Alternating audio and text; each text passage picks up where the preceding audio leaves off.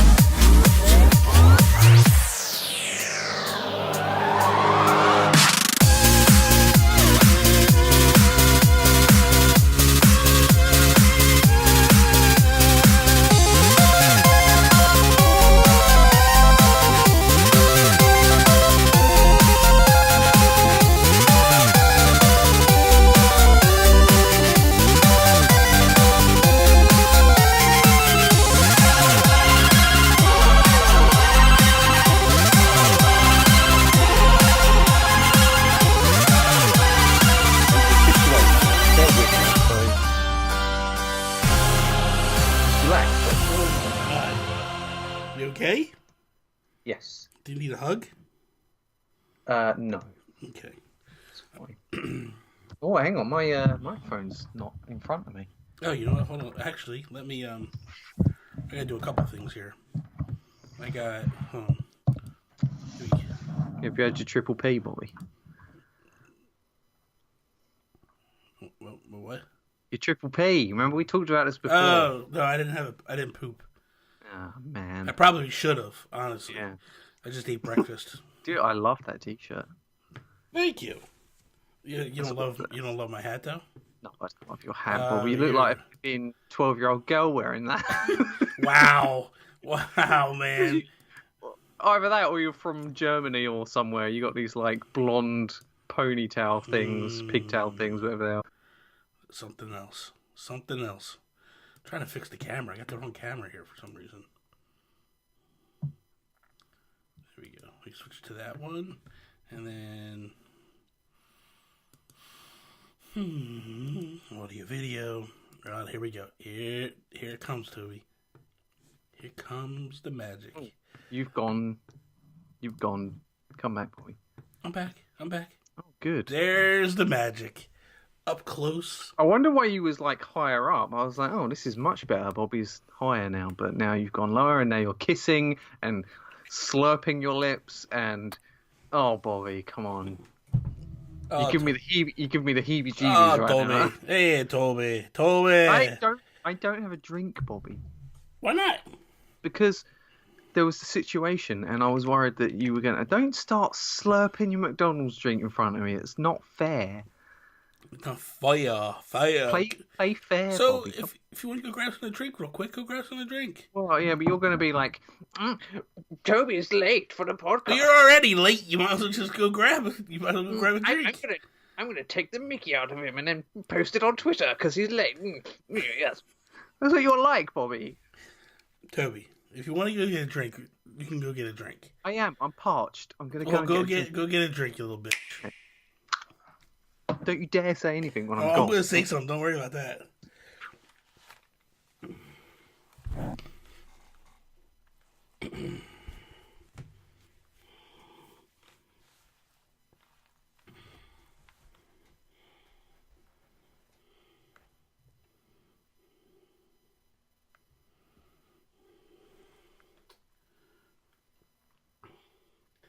So I'm trying to record the Nintendo PlayStation podcast today, but as you can see, Toby's not here. He's late as always, and I was gonna. Oh, here he comes now. See, there he is. It's 7:06. We still haven't started. Bobby. He's a tool bag. So let me get Bobby. back to this guy, and we will continue. Thank you. Screw you. You know what? I got myself a carbonated drink right here. Okay. Which means I'm going to be burping down your ears, Bobby. I hope you enjoy it. You're a little bit more classier than that. Just my opinion. Shh, listen. Oh. There's not much more satisfying in this world than cracking a cold one. What's that? Not much more satisfying noises in this world than cracking a cold one. I can tell you there's some more satisfying noises. All right. You ready? Is it the baby? Can you hear her? Yeah. Yeah, she's crying again. Oh, is Karina here? Yeah. Oh, okay.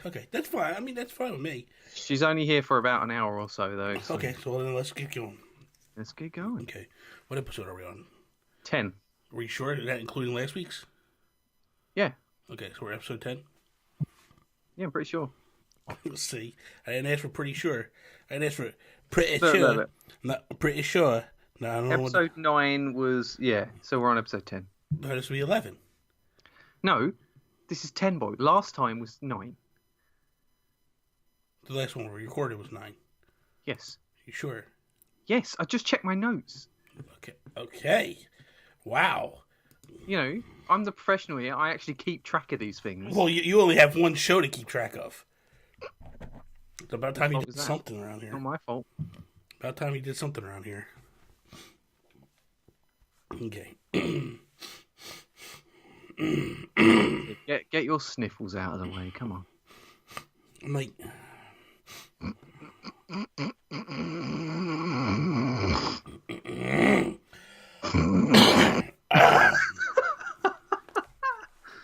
Alright, here we go. What is up, everybody, and welcome to episode 10 of the Planet... Oh, my... Of the Planet? This ain't Planet Nintendo, Bobby. Come on. Listen, I got too many shows to. I'm sorry. Alright, let's try this again. Okay. What is up, everybody, and welcome to Season 2, Episode 10 of the Nintendo PlayStation Podcast.